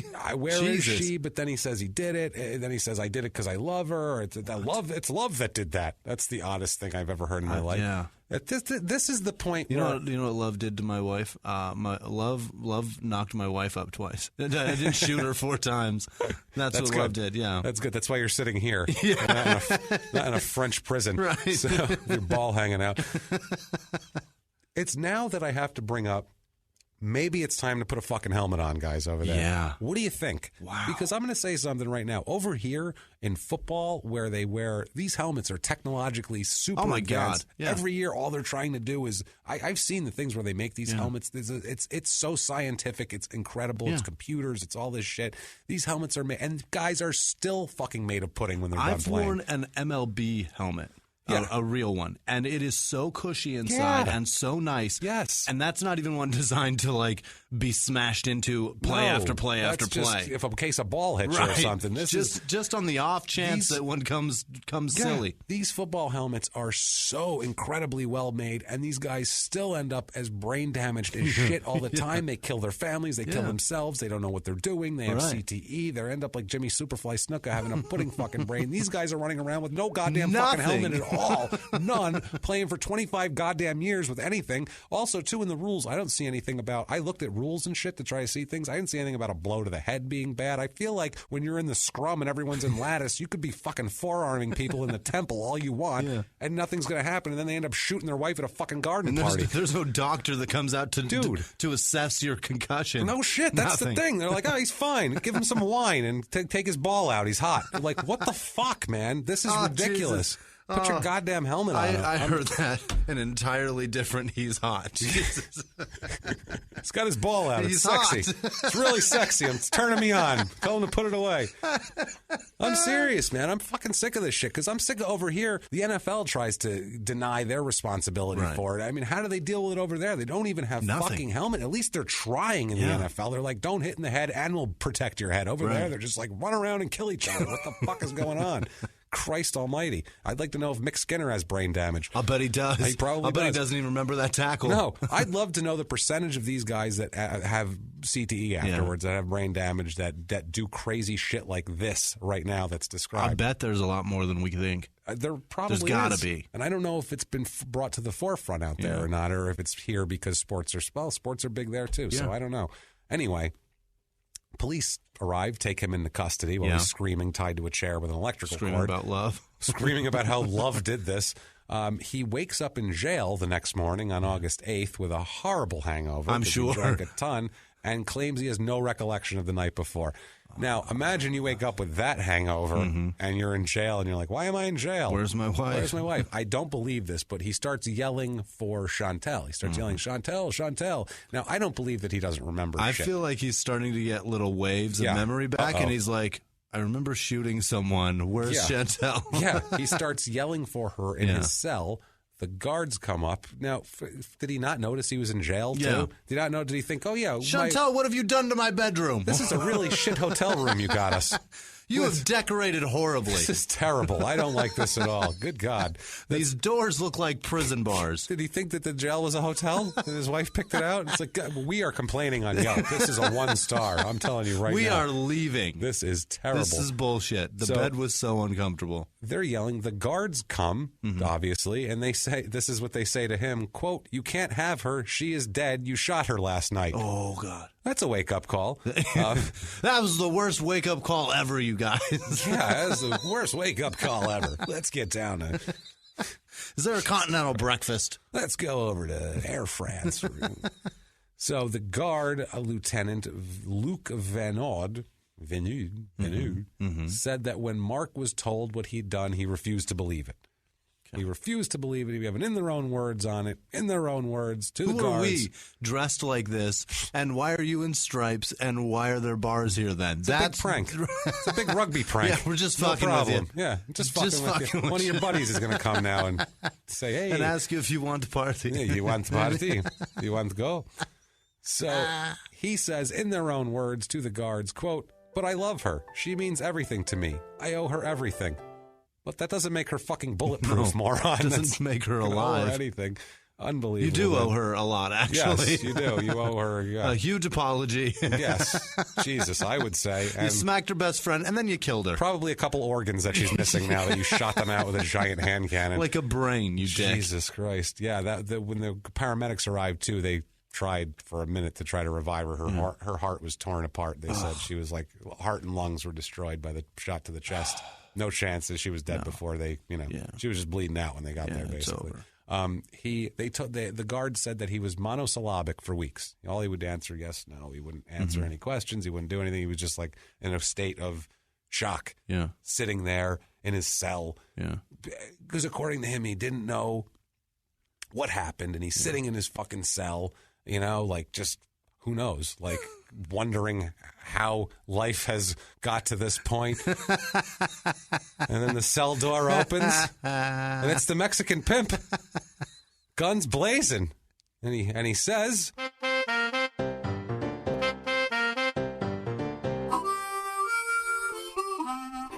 "How is it you've come to arrive here? How have you come to arrive here? Why? Why you come? The people, they idolize you. They idolize you. You have balls out cruising through the countryside. It's not good enough. Why? They throw you party. Why? Why? Poof. And then he's gone in a puff of smoke. And then he goes back to being completely depressed and monosyllabic after that. He just answered yes and no to He just the Mexican said yes, pimp. no. Yes. The Mexican pimp gave up and he said, "You are no fun. I take my drink, I pour it for you, I drink my drink. Goodbye. You do not need anymore. You do not need drink." You notice I didn't say he poured him a drink. Yeah. I think he came up and he said, "Maybe I skipped a drink on this one. You smell like a drink. All of the others I poured a drink. This one, maybe bad idea. You smell like you have problem." I'm glad I have my gun with me for this man." So Pierre Martinet, who is the president of the Federation of some horse shit, the Intergalactic Federation of Wrestling, whatever the hell, said, quote, "I have known Marc for 12 years. I often saw him with Chantel, who was very proud of him. I never noticed problems between them, and I never personally saw him drunk. But it is clear that his recent lack of activity has tended to incite him to drink." Oh, Pierre. You silver-haired son of a bitch, you. Moron. You silver-haired asshole. For sure. And the silver continues. His friend Jean-Francois Tordeau with the hotel that he drank coffee with for 2.5 hours with, he says, quote, "He was a man with no limits. He did everything with passion. In a way, I think there was love in what he did. Killing her, I mean. At least there wasn't evil. I think what happened was the result of an accumulation of years of unexpressed emotions. He needed affection. He needed his friends. But equally, he did not show his emotions. He was this giant iceberg, and we only saw the tip of him. As a friend, I feel like I should have been more sensitive to the pain under the surface." Jean-Francois. Dude. He had all kinds of affection from 17-year-old girls, you fucking idiot. You just want to sit that guy down and go, bro, seriously, come on. Stop being such a fuck friend. out of here. He's a jerk-off grown man that knew he had a fucking problem. His wife told him he had a problem. His in-laws told him he had a problem. Everybody, his fucking friends, Babette, he knows he had a goddamn problem. You got him wasted that day. Jesus Christ. So we have a different take. This is what I mean from the men and the women differently here. Here's a take from a woman, and I love this woman because she's brilliant and ballsy, and I love her. This is Tordo's wife, Pascale. She says, and this is from what I understand, from what I've been led to believe here, this is what most of the wives, the rugby wives, they shared this view of him. Yeah. Exactly. Here is her quote. Quote, "He was a drunk. End of story. He drank, he screwed, and he always got away with it because he was Marc Cecillon. That's what 20 years of alcohol does to you. Little by little, it destroys you. Marc could not cope with his life. When you kill your wife, you are killing your life." She's not wrong. That's a new catchphrase. Yeah. That happy wife, happy life. Now you got to kill your wife, kill your life. That's the French asshole athlete version of that. I don't know. Kill your wife, kill your life. I don't know That's what to tell you. beautiful. That's what they say all over the place, all over in prisons here. Chantel's brother, once he found out about the whole thing. I'm sure he had some shit to say. He did. They were very forgiving, this family, too. Like the parents were like, we like him. He's a good man. They said that. He just killed your daughter. Yeah. He's not a good man. He's a jackass. Like hard, too.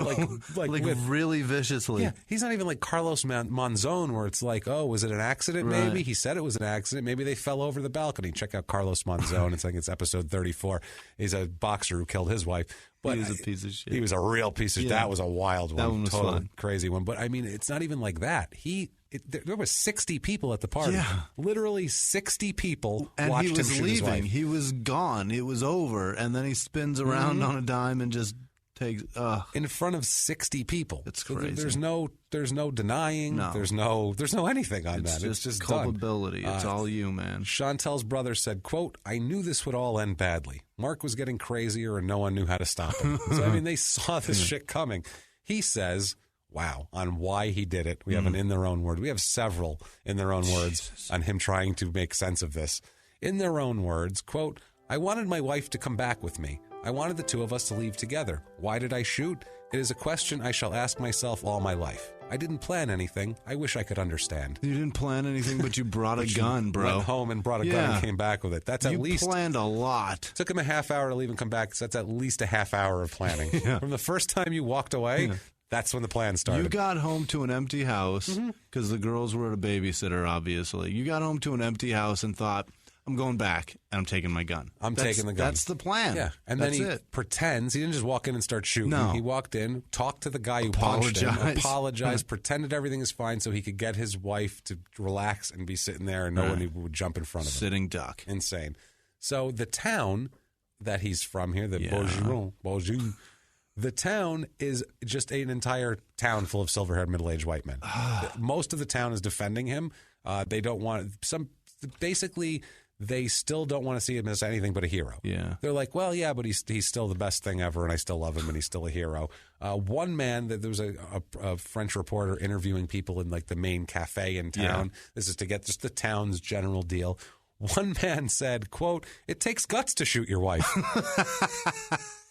That's how he defended him. That's a guy that does not like his wife, and he's like, I just don't have the guts to kill her. That's a guy who's just...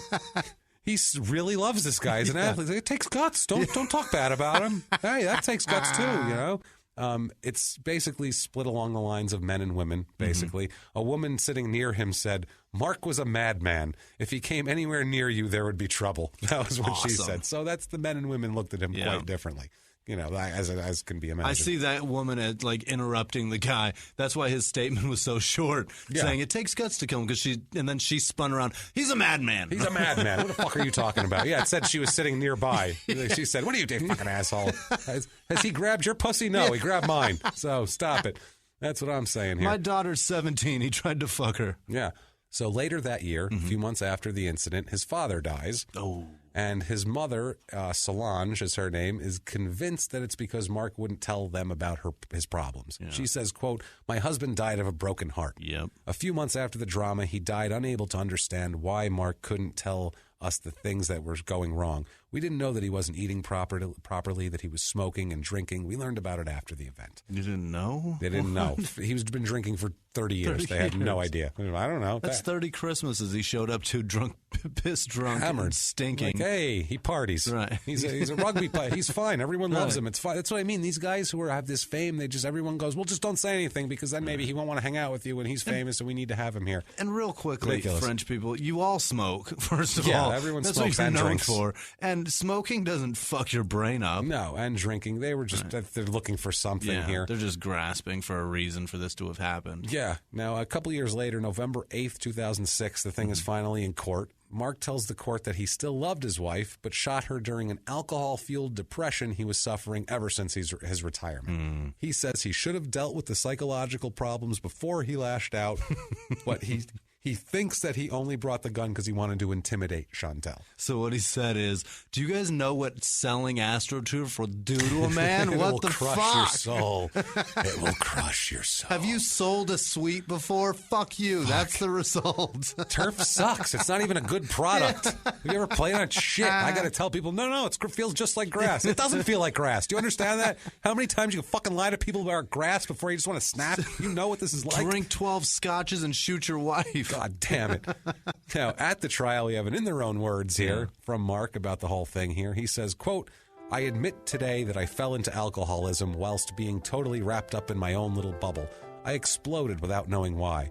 I always loved my wife, and I love her still. I should have spoken up.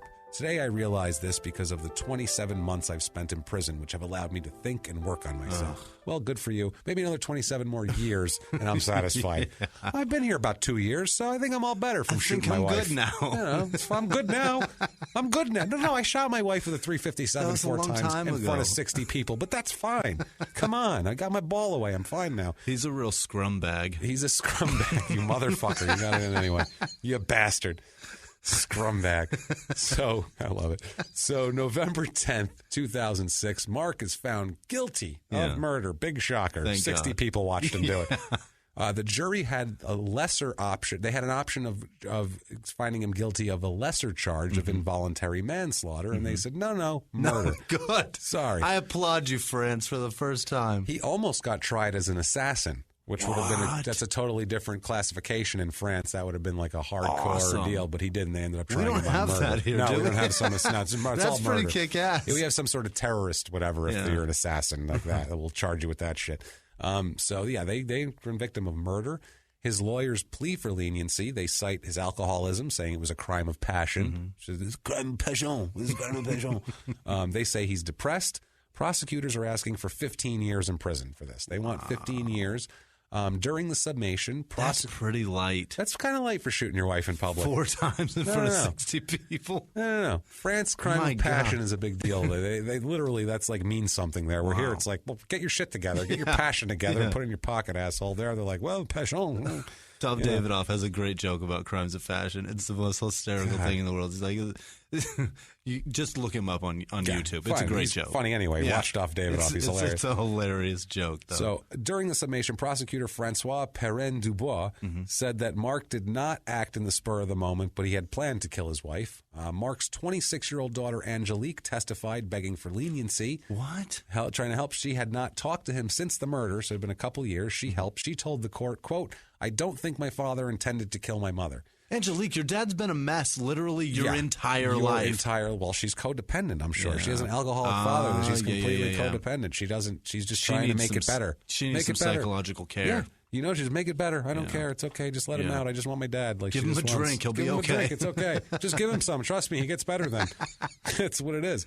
She begged for the jury's mercy, saying that she missed both her parents and that her father had been punished enough already. Already? Really? He's been in jail for fucking 2 years for 5 point-blank shots with a .357. That's not punishment. He's Sorry. still alive. Fuck you. Yeah. Angelique said to him, quote, I will never forgive you, but I still love you. Now, his daughter Celine was not quite as nice to him about it. That a girl. Daughter Celine said, quote, why did you do it? I will never forgive you. I have lost my mother, which makes sense. That's the right response. That's the right one. Marc is given 20 years. Nice. You, sir, may fuck off. For sure. Is 5 years more than the prosecutor asked for, so they're making a fucking point about that. That is a definite fuck off. We have an in their own words on the sentence. And hold on, he is in what year was it that he was convicted? 2006. 2006, so he's was 47. Almost 50. Yeah. He's 47 then. And he's got 20 years on top of that, so he's going until he's almost 70. It's rough. Well, we'll see what happens. Yeah. Let's see. Okay. You think he's going to be in jail for 20 years, guys? God, I hope so. Crime and sports movement. You guys have been with us for a while. You think he's going to be in jail for 20 years in France, being a hero rugby player? I don't know. The courts are going to run up the white flag. In their own words on the sentence, quote, all my life, I would not care. I will never be free in my head. When I get out of prison, I hope I can get my daughter Celine back. That's all he says. That's all he wants here. End quote. That's wants Celine. Now, Celine, her mother's dead. Yeah. These people, their garden party was fucking ruined. Marc's in prison. Babette got corkscrewed. Christian realized he's a pussy with a bad punch. Marc's ball has not seen the light of day in 2 goddamn years. There's dead people. Alexander couldn't tackle a guy. I feel bad for all these people, Jimmie, but not nearly. You found people with this fucked up name. I found one person in the entire world that has a similar. It's Jean-Marc Cecillon, but it's the same name, just with a Jean in front of it. He lives in Saint Bartholomew du Bois-Repère in Rhone Alps, France, which is exactly where he's from. When was he born? It's not the same guy. No, I get that, but he was likely named after him. That's very possible because he is from that area. He is from the Rhone Alps area, so I feel bad for that guy. What if that's the illegitimate child? We'll get into that. Okay. What do you think? I'm going to bring up an illegitimate child 3 times, leave it fucking hanging on the vine, Jimmie? Come on now. This is episode 51. That'd be awesome. Better than that. If he was a junior. No. All right. So Pierre Martinet again says about the whole thing, quote, if those of us who knew Marc put our hands to our hearts, we'd have to admit that there were problems with alcohol and giving up playing. Yeah. But no one had the full story. No one really knew what went on at home. It was too easy. It's too easy to be wise after the event. Yeah, silver-haired asshole. Go fuck yourself. Now, he's in prison. Yeah. Now, he meets a woman in prison. What? That's an eligible bachelor. Guy shoots his wife. Yeah. Hey, he's available now. Let's get on. Definitely. He's a national hero. So they exchange letters in prison. It's one of those prison pen pal deals. Meets this woman. We never find out her name. He keeps it secret, which is weird. March 12th, 2008, Marc is appealing his sentence. This is his appeal. His lawyer, Eric Dupont-Moretti, pleaded to his lack of premeditation. Said he snapped. He's drunk and he snapped. Said, quote, then he tried to in court, this would never work. I don't know what it is about. In court, he tried to play the part, but he's such an important rugby star. It's bad for society for him to be in jail. I'll bet Aaron Hernandez doesn't get that card played. No. He said, quote, it is not good that the heroes fall to the ground. That's what he said. And the sentence is reduced from 20 years to 14 years. What? Reduced the goddamn sentence from 20 By to 14 6 years. Yeah. Well, one less than the prosecutor wanted. Wow. October 2010, he marries his girlfriend in jail. She comes in and marries him. Conjugals? Got to get him. I'm sure. It's France. They fuck everywhere, I'm sure. I'm sure you're allowed to drink. You're allowed to drink wine and fuck no matter what's wrong. That with word, by the way, if you look it up in the dictionary, it's like agreement to whatever. It's perfect. It's not, because the definition for that word is prison fucking. Because you've never used that word. It's fucking in a makeshift trailer. I think that's what that should be. You've never used that word for anything other than a woman goes to a prison and fucks an inmate. That's a good point. I've never used that word. Nobody's ever used that word for anything else. We've reserved that word That's only what it's for that. For prison fucking. Prison fucking. Get him some prison fucking. So he's in jail. Now, he's been in since 2004. Mm-hmm. He had his sentence reduced to 14 years. Yeah. So on July 15th, 2011, they let him out of jail.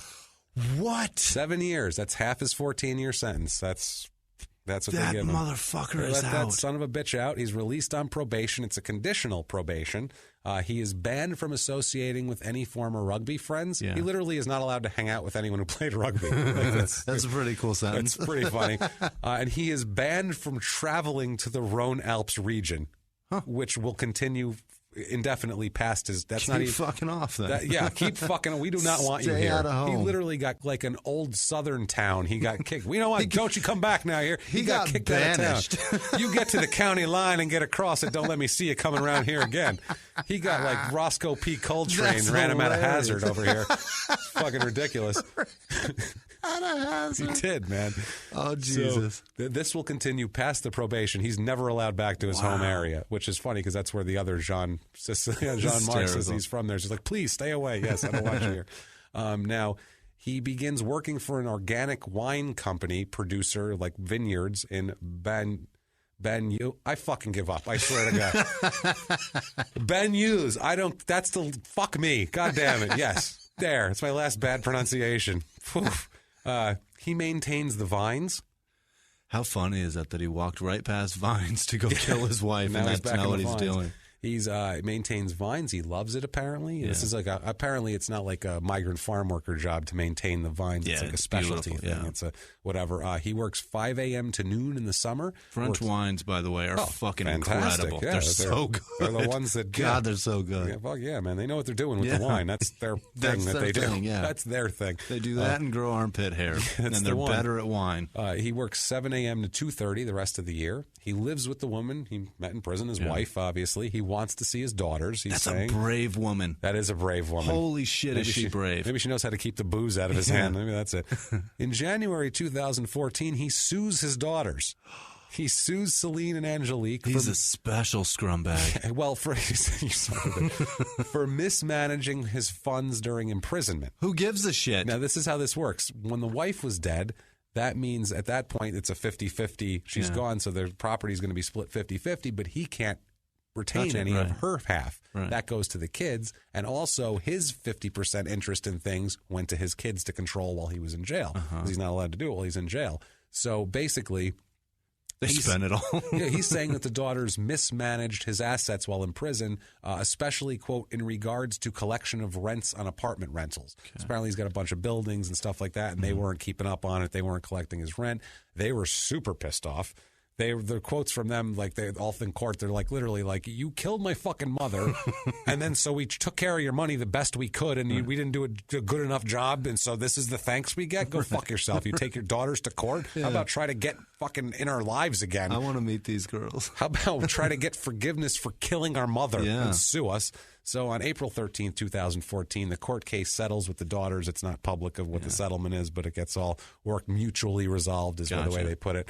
Now, January 30th, 2015, an up-and-coming French soccer star, or rugby star, for Race Metro is the name of the team. He's the center on the team. Alexander Dumoulin announces that he is the biological son of Marc Cecillon. What? Yeah, his wife's going to fucking kill him. Oh, wait, never mind. Maybe that's why. He's like, whew, he dodged a bullet on that one. I was going to get my ass kicked. The kid found out when he was 17. Wow. This is the 1989 kid. Yeah. He's 26 in 2015. That lady wasn't lying. That's his son. He's known about it, like I said, since he was 17 years old, but didn't want to announce it publicly, probably because when he found out about it, his father was a murder trial. In prison. Yeah. Literally, he found out about it when he was convicted. Yeah. He found out about 2006, which is when he was convicted. Like, that's my dad. I'm going to Google him. Let's not talk about TV? That guy. See that guy on TV shot his wife a whole bunch of times? That's your dad. That's your dad. So, that's your pa. Unbelievable. So, yeah. Jesus Christ. Hey, Dad. My dad. There he is. I'll go visit him in prison. Apparently, he grew up with a mother and a stepfather, and everything was fine. He said he had a great upbringing. France's coach, Philippe Saint-André, this is silver-haired as shit here. That's a silver-haired name. He says, quote, Alexander wished to speak on the subject to close any debate. You have to respect his approach. Let him build his life, including his rugby playing career. His name is Alexander Dumoulin, whatever. Yes, he's, like I said, it's not his last. It's not his last, whatever the fuck. But he's saying he's not Marc's kid. He's who he is, not who that guy is. Exactly. Alexander's agent also. This kid doesn't speak for himself. There's literally no quotes from him. Good it's from for his him. agents, from his coach. Yeah, he's like, get my silver-haired middle-aged white man to talk about this shit. He says, his agent says, quote, for him, there was no before and after he learned it. There has never been a physical encounter between them, nor an attempt. No texting, no mail either. But that does not mean they will never meet. Keep the door open. In 2016, there's an article on Marc talking about where he is and what he's doing in his life. A follow-up. Yeah, and he says that, and it's like fluff piece. It's fluff piece. He's living a good life now. Good for him. I'm glad he's happy with his new wife and his vineyard. That's literally what the fucking crazy articles are. Because they love him. And he's not even thinking about, I guarantee it's just all gone. It's all in the past now. He doesn't even remember. Just doesn't give a shit. He's done. And so he announces then that he wants to regain contact with his daughters again. He says it publicly, and also wants to have contact with his son, with Alexander. He's like, my daughters won't fucking talk to me. Maybe I can get this kid to talk to me for a while. I don't know. So we have he's living in Collioure, near the Spain border. That's what it says. I don't know. But that's where he is now. It's a nice region. Yeah. It's about 500 kilometers from his home area there, the Rhone Alps area. And to close us out on him, we have an in their own words here from him about the whole thing. Oh, boy. He says this after, should be rich as fuck. Yep. This is about the 2000, he's talking about after he was released, and this is said in 2016. This is from May of 2016. He says, quote, in their own words, quote, I will never forget. It is something that is in me that will follow me to the end. It's called a memory, asshole. Yeah. Every month I had to go to the penitentiary service for integration and probation. I had to take the pay slips, go see the shrink. If you do not fit in, you can go back to prison. You still have the sword of Damocles over your head. Now, two things.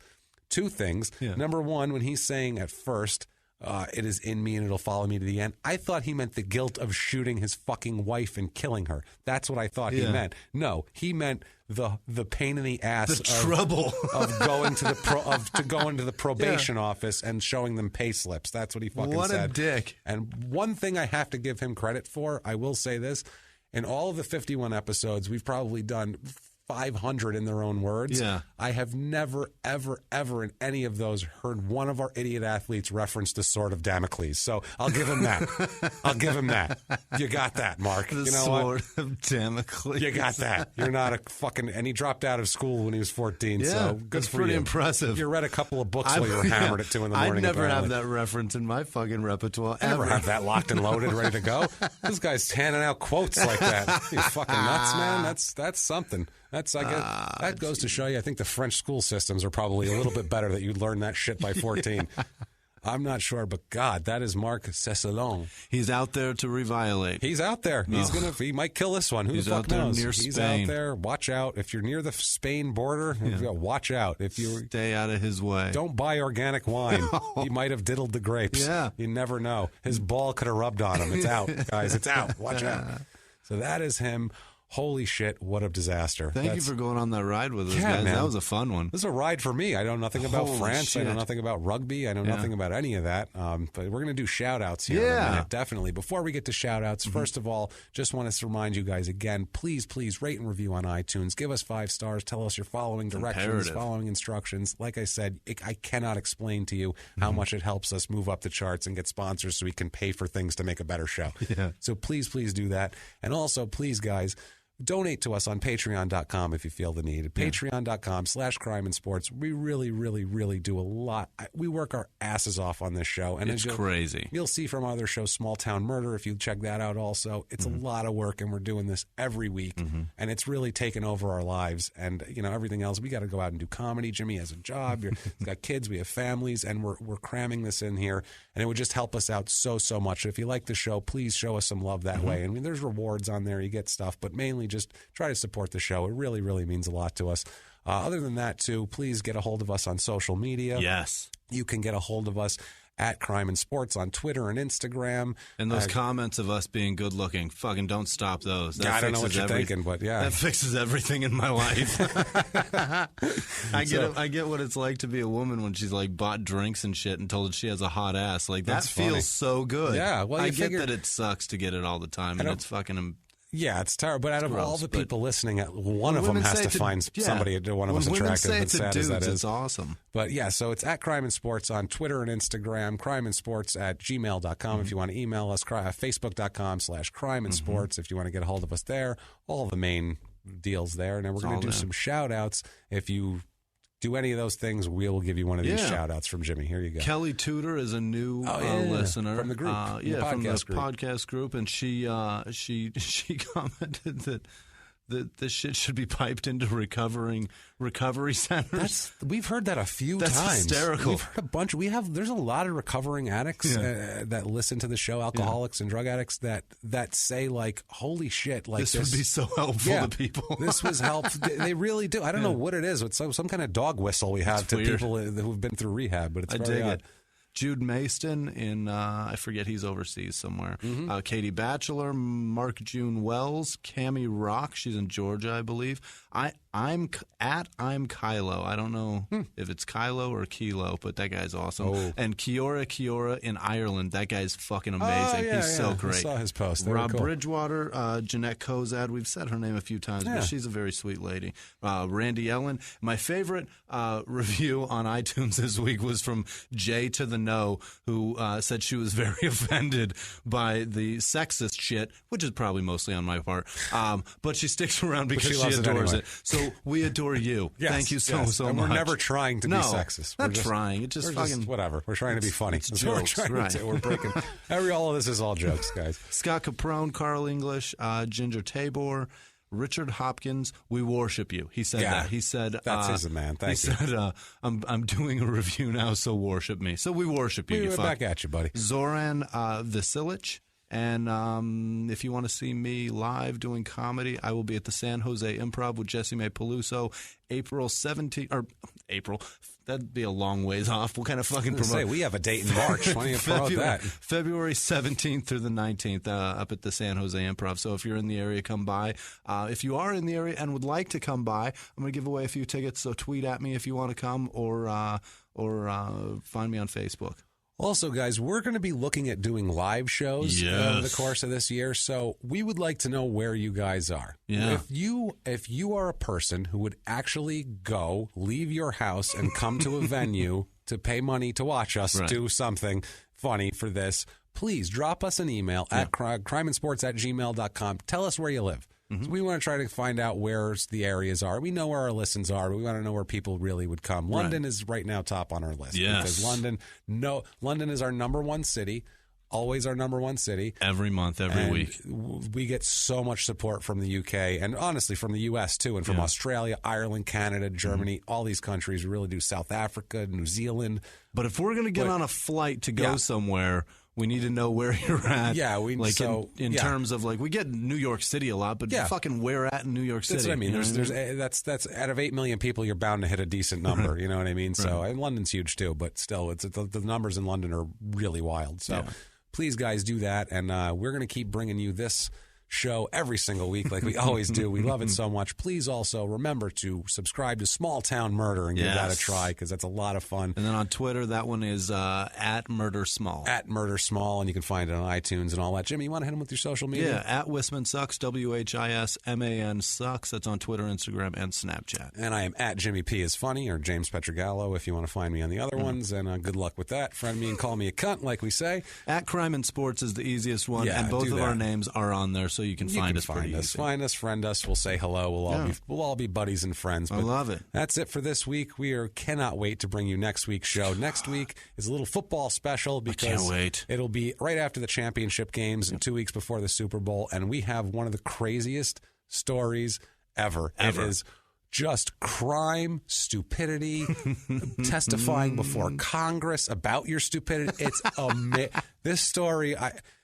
It's unbelievable. The cocaine and a tumor he had a tumor saying that it's insane. I can't even get into it, guys. And then also to our anniversary show coming up, like we told you about in mid-February. Fucking great. We have a serial killer locked and loaded for that. We have killers. We have awful rapists and horrible people and drug addicts. We have it all coming for you. Keep coming back every single week, live from the Crime and Sports Studios. We'll see you next week. Bye.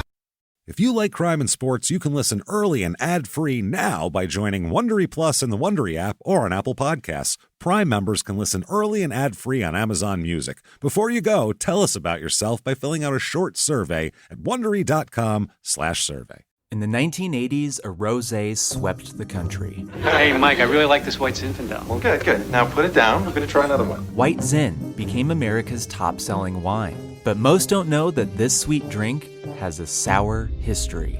What began in 1986 with counterfeit bottles, A big fraud, a multi-million-dollar fraud, sent investigators chasing one of the most powerful families in the business, the Licciardis. But the closer the feds got to them, the more dangerous things became. It's a story of deceit. At the time, I was paranoid. Threats. You touch my kids, I will kill you. And murder. with a .22 caliber bullet to the head. What started with a scheme to mislabel wine spilled into a blood-soaked battle for succession. Welcome to Bloodvines. You can binge listen to Bloodvines exclusively and ad-free on Wondery Plus. Join Wondery Plus in the Wondery app, Apple Podcasts, or Spotify.